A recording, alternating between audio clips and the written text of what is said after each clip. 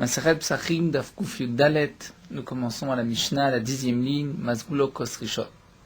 Donc nous commençons enfin les dinim du Seder, soir de Pessah, avec le premier vers.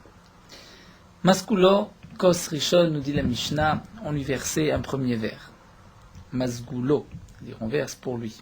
C'est d'ailleurs le minag Kherut, c'est-à-dire de ne pas se verser soi-même, mais de se laisser servir ce soir-là comme signe de Kherut, de liberté, puisque comme nous l'avons vu aussi, le principe de boire et manger à coudée, c'était en signe de liberté. Et comme la Mishnah nous le rapportera par la suite, Chayav Adam lirot et atzmo keilu yatsa mimitzraim, un homme doit lirot et atzmo, c'est-à-dire se voir comme s'il était sorti d'Égypte. Le diou qui est bien connu, que le Rambam ne dit pas lirot et atzmo, mais les harot et atzmo, c'est-à-dire de se montrer comme s'il était sorti d'Égypte. Et le Rambam poursuit et dit les fichar, c'est pour cela que lorsqu'on va boire les verres consommés, on doit être accoudé. Donc ça veut dire que la signification, c'est qu'on doit se montrer un homme libre. C'est donc pour cela qu'il y a certaines habitudes le soir de Pessah qui montrent une conduite de Ben Chorim. Donc ici la Mishnah nous dit Mazgulo Kos Rishon, on lui versait le premier vers, qui est le vers du Kiddush, mais aussi le premier des 4 vers.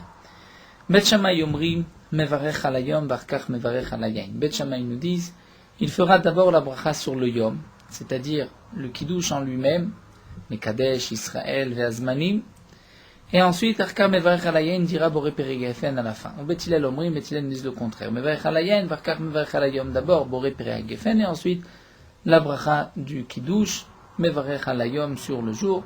Cette marloquette, nous l'avons déjà vue dans Masechet Brachot, concernant tous les Kiddushim, même un vendredi soir. D'après Bet Hillel, on devra dire d'abord Boré Peria Gefen et ensuite le Kiddush, comme nous avons l'habitude. D'après Bet Shammai, c'est le contraire.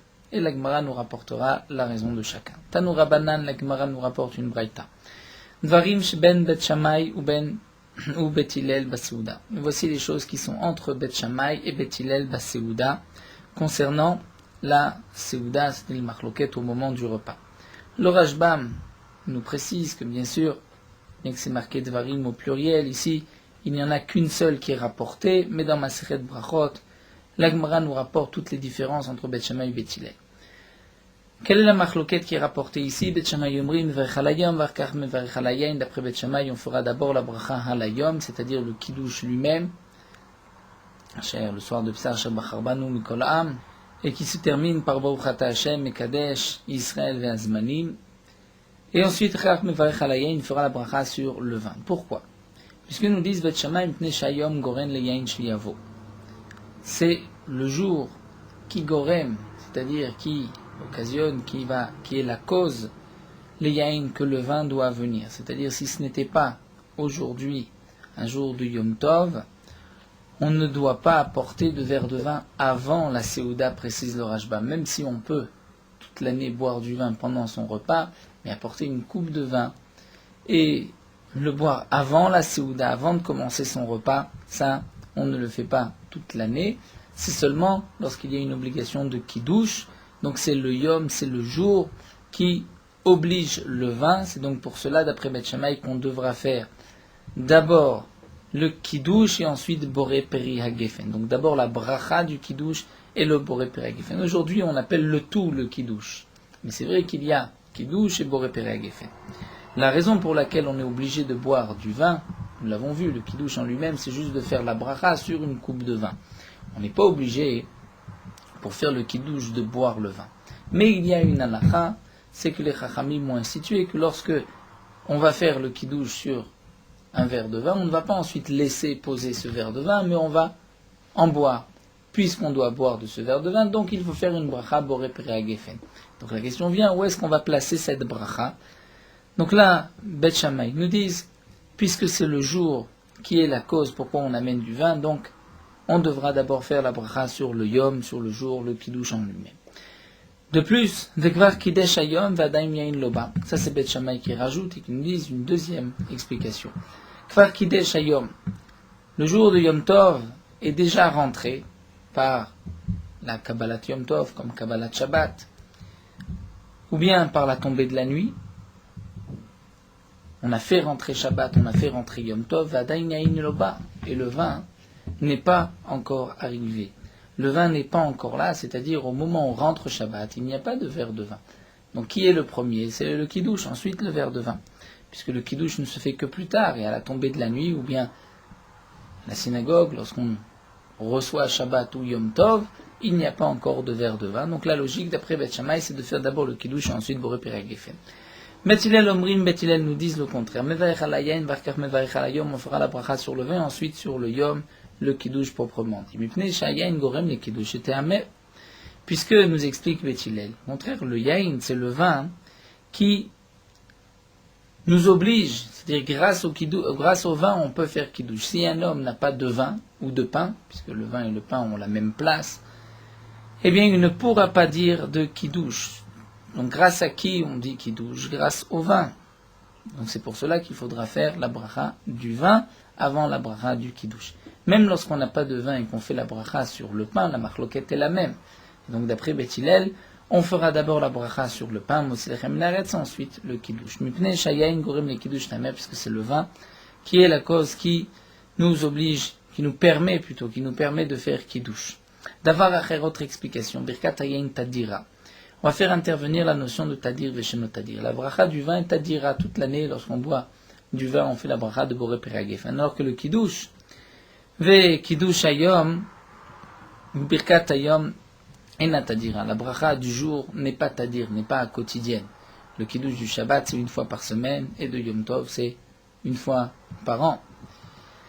Pour le Kiddush de Pessah, le Kiddush des 3 fêtes, donc c'est 3 fois par an, etc.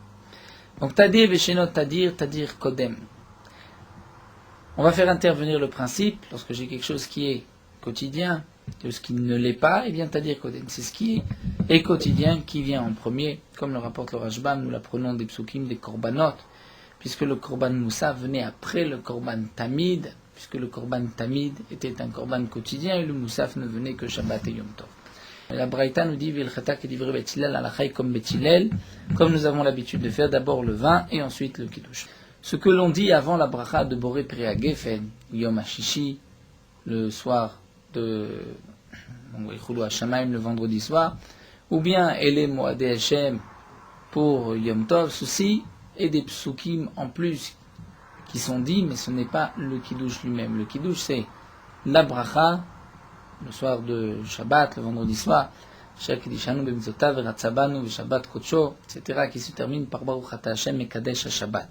Ça, c'est le Kiddush. Et la bracha du Yain, c'est Boré Perek Geffen qu'on dit juste avant. Donc ici, la Gemara reprend et se donne pourquoi Beth Hillel ont rapporté Davar Acher, autre explication. Beth Hillel nous ont donné une raison. C'est grâce au vin qu'on fait le Kiddush. Si nous n'avons pas de vin, on ne peut pas faire Kiddush. Pourquoi Beth Hillel nous ont rapporté une autre raison de Tadir Veshenot Tadir? La Gemara explique Vechit et Maturé puis dire Atam Tarte Vachachada, Beth Shammai, ils nous ont donné 2 raisons. Et toi, Beth Hillel, tu n'as qu'une seule raison. Donc Beth Hillel vont dire Achaname, là aussi Tarte Ninou, j'ai 2 raisons. J'ai et Yain Gorem le Kiddush et aussi Tadir Veshenot Tadir. Donc Achaname Tarte Ninou, Tadir Veshenot Tadir, Tadir Kotem. Ve'alacha kedivre Beth Hillel, la Braïta nous dit que l'alacha est comme Beth Hillel. Pshitan dit la Gemara, c'est évident que l'alacha est comme Beth Hillel d'Anafak Bat Kol, puisque il y a une voix du ciel qui a proclamé, qui a dit que l'alacha est comme Beth Hillel, comme nous l'avons vu dans Masechet Eruvim dans le premier Perek. La Gemara répond Ibaitema Kodem Bat Kol. Peut-être que la Braïta a été marquée avant le Bat Kol, avant cette voix du ciel. Donc c'est pour cela que la Braïta a eu besoin de préciser l'alacha est comme Beth Hillel.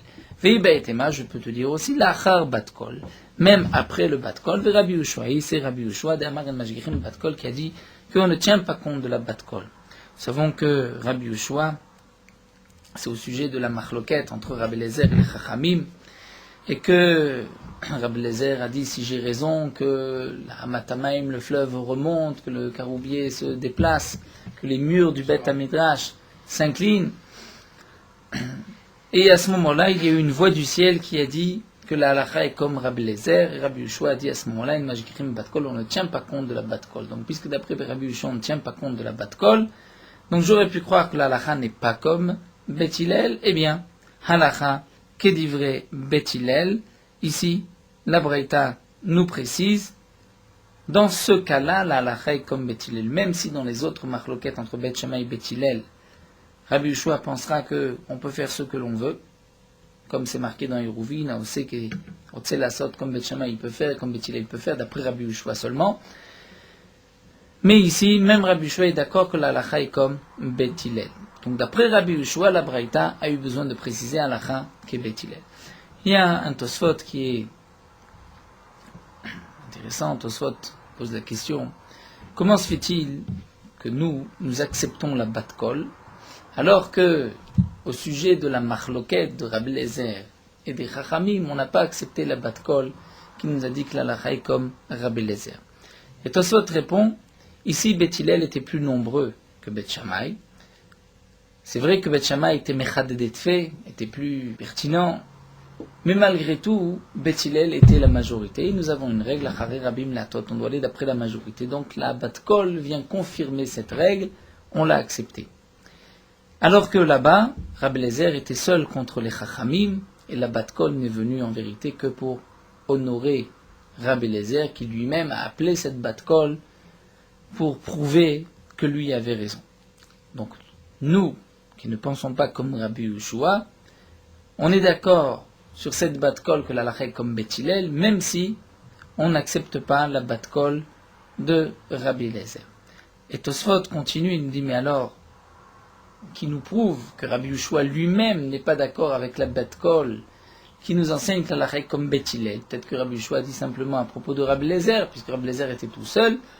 Tosfot nous dit le lachon de Rabbi Yehoshua qui a dit En mashgichin be bat kol, on ne tient pas compte de la bat kol, nous montre qu'on ne tient pas compte dans aucun cas. Et c'est donc pour cela que la Gemara vient préciser ici la halacha est comme Bet Hillel. On continue avec la suite et nous allons commencer donc après le kiddush, kadesh. Nous avons le uchatz, karpas, le karpas que nous allons manger. La Gemara va nous expliquer pour quelles raisons on mange le karpas et qu'est-ce qu'on mangeait au moment du karpas. Et viou les fanaf, on a porté devant lui. Devant lui, quoi nous explique le Rashbam? Des légumes. Après qu'il ait bu le vin, on lui apporte des légumes. Et tabel bachazeret, il va tremper bachazeret, cette salade, qui pourra servir aussi par la suite, servira de maror. Donc metabel bachazeret, metabel c'est trempé comme nous rapporte le Rashbam à l'époque. Toute nourriture, tout ce qui était mangé était trempé. Donc là aussi, on doit le tremper dans, comme nous le verrons, dans de l'eau salée ou du vinaigre, pour consommer ce légume, qui peut être aussi une chazeret, comme nous le verrons, hachemagia les parperet tapat, jusqu'au moment où il arrive, c'est-à-dire, nous explique le Rashbam, avant qu'est venu le moment de cette chazeret, c'est-à-dire de ce maror qu'il devra manger après la matzah. Et à ce moment-là, et vu les fanav, on lui apportera de la matzah, vechazeret, et une salade, un maror, vecharoset, et cette préparation, ce charoset, le fameux charoset, veshne tafshilin, et deux plats, que la Gemara nous expliquera aussi, afalpi she'en charoset mitzvah, même si le charoset n'est pas une mitzvah, on n'est pas obligé de l'amener, malgré tout, on l'amène. Pourquoi nous l'amenons? Ça, c'est une question que la Gemara posera, que nous allons voir. Rabbi Eliezer, Rav Tzadok, Omer, mitzvah. D'après Rabbi Eliezer, Rav Tzadok, c'est une mitzvah d'apporter, de consommer du charoset. Au Bas Mikdash, au temps du Bet Hamikdash, Ayum Evim Lifanav Gufo Shel Pesach, on apportait le Gufo Shel Pesach, c'est-à-dire le Korban Pesach lui-même. Et vu Lifanav Matzah Vechazeret, nous explique Tosfot, c'est parce qu'on avait enlevé la table au moment où on avait dit la Haggadah, donc à l'époque il y avait des petites tables, c'est pour cela que on ramenait la table au moment de la matzah. La raison pour laquelle on doit tremper ce légume, en réalité la raison pour laquelle on doit consommer ce légume, c'est simplement pour faire une différence, un signe de reconnaissance qu'aujourd'hui, ce soir, c'est un soir particulier pour que les enfants puissent poser des questions. C'est la seule raison pour laquelle on mange un légume, le karpas, avant donc de commencer même la Haggadah, avant de consommer la matzah et le repas. La Gemara nous explique, nous tourne la page à Resh Lakish. Resh Lakish nous dit Zot Omeret. De notre Mishnah, nous pouvons déduire que mitzvot tzrichot kavana. Nous avons une marloquette. Est-ce que mitzvot tzrichot kavana ou pas? Lorsqu'on accomplit une mitzvah, faut-il avoir la kavana, l'intention de s'acquitter de cette mitzvah ou pas? Si on dit que mitzvot tzrichot kavana, c'est-à-dire si je n'ai pas pensé m'acquitter de cette mitzvah, je ne me suis pas acquitté de la mitzvah. Si mitzvot enan tzrichot kavana, j'ai mangé même sans réfléchir, sans penser m'acquitter de la mitzvah, je me suis acquitté. Donc Resh Lakish nous dit, Zot omeret, c'est-à-dire puisqu'on voit dans la Mishnah qu'on doit tremper 2 fois le légume, la chazeret, et qu'on va consommer une fois avant le repas au moment du karpas, et une fois au moment du maror, donc nous dit Resh Lakish, c'est une preuve que mitzvot tzrichot kavana, et c'est la raison pour laquelle on consomme une 2e fois. Pourquoi? Kevan delo beidan chiyuva de maror, étant donné que maintenant, au moment du karpas, ce n'est pas le moment du maror, puisque le moment du maror, c'est plus tard après la matzah. Et donc, puisque c'est dès l'obéidan rivadama, ce n'est pas au moment où tu as l'obligation de manger le maror d'achillé et que tu manges la chazeret, le premier légume, qui est aussi, comme c'est marqué dans la Mishnah, chazeret, du maror. Bebore peri ha'adama ou d'achillé. Donc toi, lorsque tu as mangé ce maror, tu l'as mangé sous forme de boré peri ha'adama, de légumes, puisque c'est la seule bracha que tu as fait à ce moment-là, tu n'as pas fait la bracha de alachilat maror. Et donc, Dilma lo ichaven le maror, peut-être que tu n'as pas pensé t'acquitter de la mitzvah du maror, puisque tu n'étais pas dans le contexte du maror. Tu as fait juste une bracha de boré peri adama. Et donc, Hilka, c'est pour cela que Bael et Medan l'adboulé les maror, c'est pour cela que tu as besoin, encore une fois ensuite, de consommer le maror en tant que maror, ce maror qui viendra donc après la matzah. Et la Gemara nous dit Deis al kadata, parce que si, nous rajoute Resh Lakish, tu penses que mitzvah loba et kavana. On n'a pas besoin de kavana. Donc lorsque tu as mangé ton premier légume, même si tu n'as pas pensé à accomplir la mitzvah du maror, tu as pensé simplement faire la bracha boré peri adama, eh bien, tu t'es acquitté. Alors la malechat retiboulé, pourquoi tu as besoin de manger encore une fois ce maror après la matzah? Ve'atavile chadazim, tu l'as déjà trempé, tu l'as déjà consommé une fois. Et là, la Gemara refute l'explication de Resh Lakish, il dit c'est pas sûr. Pourquoi? Mimai, qui te dit, Dilma leolam mitzvah, en tzrichot kavana. On peut argumenter qu'en vérité, les mitzvot, en tzrichot kavana, pour la mitzvah, on n'est pas obligé d'avoir une kavana. Donc la question est alors, pourquoi on mange une première fois le maror, chazeret, et une autre fois encore le maror? Et là, la Gemara va nous expliquer, en vérité, c'est pour les enfants. Et les kamatra, très tiboulé la mali, la question que tu t'es posée, alors pourquoi le consommer trempé 2 fois, qui est ridévé, qui est pour qu'il y ait un équerre, signe de reconnaissance pour les enfants, c'est que les enfants s'étonnent et se disent, tiens, mais pourquoi ce soir, on mange 2 fois du maror, on mange du maror même avant de commencer son repas, et donc les enfants vont ensuite poser des questions, comme nous le verrons plus tard, que c'est de la mitzvah du jour que les enfants posent des questions au père. Veritema, et donc la Gemara continue, même si tu donnes cette explication, alors imken, tu vas te poser la question suivante. Si tu dis qu'en vérité, le Tana ne vient pas nous enseigner que mitzvot tzrichot kavana, et c'est pour cela que tu manges une 2e fois le maror, mais plutôt que le Tana vient t'enseigner que tu dois faire un équerre pour les enfants, alors pourquoi le Tana nous parle de chazeret dès le départ? Il aurait dû nous dire, tu prends n'importe quel légume qui est boré peri adama, tu prends un concombre, une tomate, une pomme de terre, donc le Tana aurait dû nous enseigner d'autres légumes. Pourquoi nous enseigner juste la chazeret? Pourquoi il nous parle de maror? Si ce n'est pour te dire que même lorsque tu l'as mangé une première fois, tu devras manger une seconde fois, de peur que peut-être la première fois tu ne t'es pas acquitté de la mitzvah. Alors Riyash Moinan, l'Agmar répond non. Le Tana a eu besoin de nous enseigner chazeret. Pourquoi? Si le Tana nous avait dit Shari Rakot d'autres légumes, j'aurais pu croire Shari Rakot ou des Bainantri Tiboulé. J'aurais pu croire qu'au contraire, c'est seulement lorsqu'on a d'autres légumes que tu as besoin de manger d'abord un premier légume et ensuite le maror. Aval chazeret lechoudé, mais si dès le départ tu n'avais que du maror, que de la laitue, que de la salade, et que en fin de compte tu en mangeras 2 fois, eh bien l'eau va être étiboulée. À ce moment-là, tu n'as pas besoin de 2. Une seule fois te suffira. Donc, à Mashmalan, le Tana vient t'enseigner la filo chazeret bainan très tiboulé, que même pour la chazeret, pour ce maror, tu as besoin de tremper 2 fois Kirchi de l'Eveba et Kira de Tinok pour qu'il y ait un équerre pour les enfants. Donc Resh Lakish s'étonne sur la Mishnah. Comment se fait-il que dans la Mishnah, nous avons vu qu'on va une première fois manger du maror, faire boré peri adama au moment du karpas, et ensuite, après avoir mangé et consommé de la matzah, on va encore une fois manger du maror. Pourquoi 2 fois du maror s'étonne Resh Lakish? Donc Resh Lakish a voulu déduire de là que les mitzvot, tzrichot kavana, il faut une intention de s'acquitter lorsqu'on accomplit une mitzvah. Donc puisque la première fois tu manges ce maror en tant que boré peri adama, puisque tu ne fais que la bracha de boré peri adama, donc peut-être que tu ne penseras pas t'acquitter de la mitzvah de maror, c'est pour cela que tu vas en consommer une deuxième fois. La Gemara a voulu refuter et dire non. En vérité, la raison pour laquelle on en mange 2 fois, c'est que la première fois, c'est pour un heker de tinokot, pour que les enfants puissent poser des questions.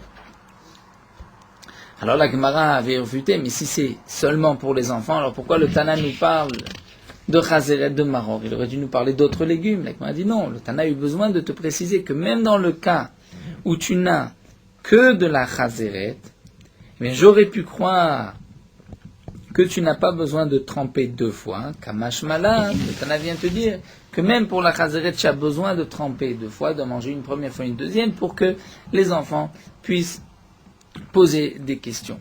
Donc la Gemara ici, à ce stade-là, n'accepte pas la preuve de Resh Lakish. On peut expliquer la Mishnah différemment, ce n'est pas parce que mitzvot tzrichot kavana et que peut-être la première fois tu ne t'es pas acquitté, mais c'est plutôt pour qu'il y ait un signe, un heker aux enfants, que les enfants, pour susciter l'étonnement et la question chez l'enfant.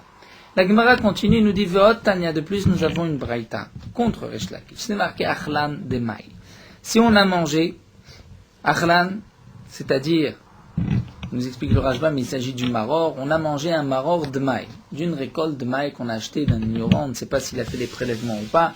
Il y a de ça, on s'est acquitté de la mitzvah, étant donné que le dmaï, l'obligation de faire les prélèvements n'est que midi rabanan. Achlan belo mitkaven, nous dit la braïta, si tu as consommé le maror sans avoir d'intention de t'acquitter de la mitzvah, yatsa, tu t'es acquitté de la mitzvah.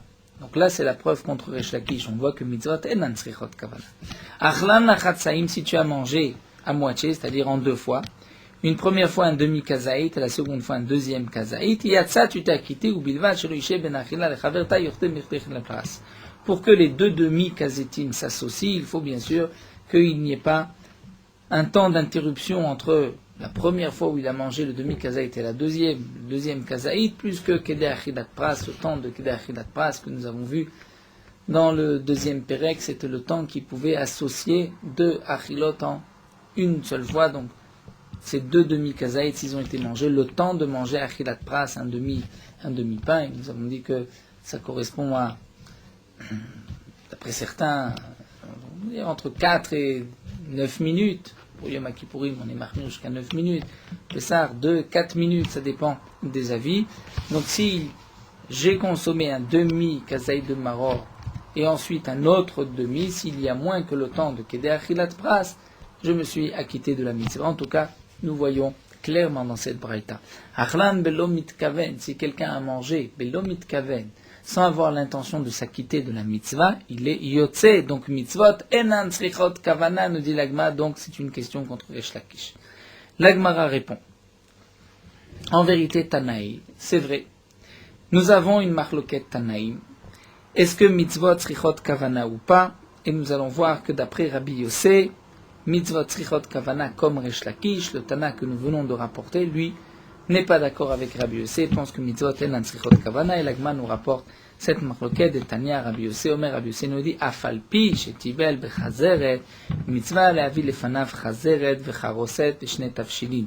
Rabbi Yossé dit même s'il a déjà trempé, il a consommé une première fois cette laitue, ce maror, il a une mitzvah leavi lefanav d'apporter une autre chazeret après la matzah vecharoset beshne tafshilin, mais les 2 plats que nous allons voir tout de suite. Donc de cette Gemara, puisque c'est marqué mitzvah leavi, c'est-à-dire, nous explique le Rashba, mitzvah minatora, parce que tu n'as pas encore accompli la mitzvah du maror, puisque la première fois tu n'as pas mangé ton maror en tant que maror, mais simplement parce que tu devais faire boré peri ha'adama. Donc, nous avons effectivement une braïta qui nous dit que mitzvot enan tzrichot kavana, mais Resh Lakish pense comme Rabbi Yossé. Et la Gemara continue et argumente, va kater, malgré tout, Mima, et qui t'a dit, Dilma, que ça va Rabbi Yossé Mitzot, En Srichot Kavana, peut-être qu'on peut maintenir que même d'après Rabbi Yossé Mitzot, En Srichot Kavana, on n'est pas obligé d'avoir une Kavana pour accomplir la mitzvah, on n'est pas obligé de penser s'acquitter de la mitzvah. Alors c'est vrai que Rabbi Yossé nous a dit, même si tu as mangé, tu as une mitzvah d'en rapporter, la raison pour laquelle on doit 2 fois manger de la laitue, simplement comme nous l'avons dit, pour susciter l'étonnement chez les enfants qu'il y a un signe différent ce soir-là. Donc nous n'avons pas vraiment de preuve de Rabbi Yossé, argumente la Gemara. Peut-être que Rabbi Yossé pense aussi, comme nous l'avons dit plus haut, que c'est simplement pour éveiller la curiosité des enfants. Alors la Gemara conclut, il nous dit Imken Maïm Mitzvah. Si c'est ainsi, pourquoi Rabbi Yossé nous a dit Mitzvah? Mitzvah Léavi. Le Rashbam nous explique, le Rabbi Yossé aurait dû dire Mevim, on lui amène. C'est-à-dire Mevim, il a mangé une première fois, on lui amène une deuxième fois pour éveiller la curiosité des enfants. Et puisque c'est marqué Mitzvah Léavi, donc tu vois que d'après Rabbi Yossé c'est Mitzvah, parce que sinon tu ne t'es pas acquitté la première fois, puisque la première fois tu ne l'as pas mangé en tant que maror. Donc ici, la Gemara conclut qu'effectivement il y a une marloquette Tanaïm, est-ce que mitzvot tzrichot kavana ou pas, est-ce que lorsqu'on accomplit une mitzvah, on doit penser l'accomplir, s'acquitter de son devoir ou pas. C'est une marloquette, donc Resh Lakish explique ainsi la Mishnah, et la Gemara nous a expliqué qu'on peut dire, la Gemara donne une autre explication de la Mishnah, on peut dire que pourquoi on doit manger 2 fois ce chazaret, une fois en tant que karpas, une fois en tant que maror, c'est pour éveiller la curiosité des enfants, pour qu'ils puissent poser des questions ce soir-là. Donc c'est vrai que par la suite, on va manger un légume karpas, il y a des remazim, qu'au départ il est doux, ensuite il devient un peu plus amer, mais le karpas en lui-même, c'est pour faire boré peri adama, pour éveiller la curiosité des enfants, et donc on peut manger n'importe quel légume. La Gemara continue avec les shne tafshilim. Nous avons vu qu'on doit apporter 2 tafshilim, c'est-à-dire 2 plats. Que signifie? Quels sont ces 2 plats? Ma shne tafshilim. Ravuna nous dit c'est silka, c'est-à-dire des betteraves. Ve arosa et du orez, c'est-à-dire du riz. Donc d'après Ravuna, les 2 plats, ce n'est pas l'os et l'œuf que nous avons l'habitude de prendre, mais ça peut être même une betterave et du riz, donc dit le Rashba, mais à plus forte raison si c'est 2 sortes de viande. Rava avait meader à silka ve'arosa. Rava recherchait pour le soir du Seder une betterave et du riz, particulièrement pour le soir du Seder. Pourquoi? Oui, il vient fait que de Ravuna, puisque c'était sorti de la bouche de Ravuna, donc il a voulu accomplir à la lettre, bien qu'il aurait pu prendre n'importe quoi. Amar Ravashi nous dit Shma mina de Ravuna, on peut déduire de Ravuna que puisqu'on peut apporter sur le plateau du Seder du riz, eh bien, l'aide de Chayesh, l'aide de Rabbi Yochanan ben Nouri. On peut dire que personne ne craint cet enseignement de Rabbi Yochanan ben Nouri, il n'est pas retenu la halakha des Tanya, comme nous l'avons vu dans le 2e pérec, Rabbi Yochanan ben Nouri, Omer, Orez min daganhu, d'après Rabbi Yochanan ben Nouri, le riz fait partie aussi des céréales, V'ra'evim achimutzo karet, lorsqu'il fermente, on est chayav karet, vadam yutzebo yitechovat besar, et donc obligatoirement un homme peut s'acquitter de sa mitzvah à Pessah, c'est-à-dire s'il fait de la matzah à base de farine de riz, il peut accomplir la mitzvah. Donc, puisqu'on voit que Ravuna a permis d'apporter un bol de riz à la place en tant que tafshil, c'est que on n'est pas possède, on ne retient pas la halacha comme Rabbi Yochanan ben Nouri, et donc le riz est permis à Pessah. Même ceux qui aujourd'hui n'ont pas l'habitude de manger le riz, c'est simplement puisqu'il y a eu par la suite le minag était de certains de ne pas consommer du riz pour ne pas se tromper, puisque parfois il y avait du riz qui était stocké ou dans des sacs de farine ou de blé, et donc pour être sûr de ne pas transgresser, il y a eu un minag d'interdire le riz. Mais karadine, le riz est permis. Certains ont aussi l'habitude de consommer du riz à Pessah. Donc nous avons une première explication des Shnei Tafshilin, c'est quoi? C'est même de la betterave et du riz. La Gemara continue et nous dit Chizki Amar, d'après Chizki Amar, afilu dag ou betsa shala, même si c'est du poisson, c'est-à-dire l'habitude était de faire paner le poisson dans des œufs, Même si en vérité ceci paraît qu'un seul, un poisson pané, c'est considéré comme 2 tafshilim. Rav Yosef Amar, Rav Yosef nous dit tsarir shne mine basar. D'après Rav Yosef, il faut 2 sortes de viande. 2 sortes de viande, pourquoi? Echad zecher la pesach, un en souvenir du korban pesach, vechad zecher la chagiga, et le deuxième en souvenir du korban chagiga. Et le Rashbam rajoute shne mine basar, 2 sortes de viande. Il rapporte au nom de Rabbeinu Hananel Miromi, un grillé et l'autre mevushal, qui était bouilli. Grillé, puisque le korban pesach devait être grillé, et par rapport à la chagiga, c'est mevushal. Bien que Tosfot n'est pas d'accord avec cette explication, puisque Tosfot nous dit, nous avons vu plus haut, que même le korban chagiga devait être grillé. Donc Tosfot dit qu'en vérité, on peut dire les deux mevushalim. Les deux étaient bouillis. Tosfot soulève aussi un autre point, lorsque le 14 Nissan tombe un Shabbat. Donc nous avons vu qu'il n'y avait pas de korban chagiga, puisque le korban chagiga n'est pas doché Shabbat. Est-ce que le Motzai Shabbat, le soir du Seder, on doit prendre 2 tafshilim de plat, c'est-à-dire l'os et l'œuf, ou les deux tafshilim, les 2 sortes de viande? Certains pensaient qu'effectivement, lorsque dans un tel cas, il ne fallait pas prendre le soir 2 tafshilim. Mais Tosfot nous dit d'abord, il ne faut pas, on ne va pas faire de différence avec les autres années. De plus, si on fait cette différence, cette nuance, donc on risque de croire que Béhémet, le morceau de viande qui est là, c'est le korban Pessah, puisqu'on voit qu'on est si pointilleux qu'aujourd'hui on n'apporte pas le korban Chagiga. On va dire alors pourquoi on apporte l'autre? C'est parce que c'est presque un korban Pessah, et nous avons vu qu'on ne peut pas donc désigner et considérer que l'os ou le morceau de viande est korban Pessah, puisque sinon c'est Keochel Kodashim Bachutz.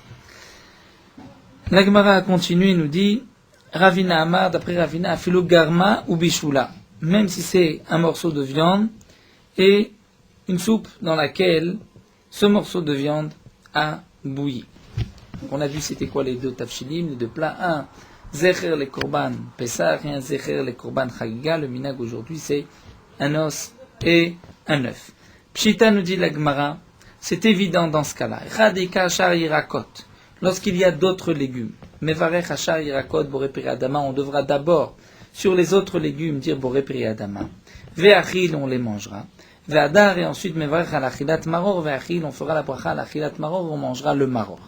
Echad Elika et la Chassamai. Mais dans le cas où il n'y a que de la Chassa, c'est-à-dire il n'y a que du Maror, que va-t-on faire? Est-ce qu'on va la première fois ne faire que Boré Peri Adama, ou on fera aussi à la Chilat Maror? Amar Ravuna.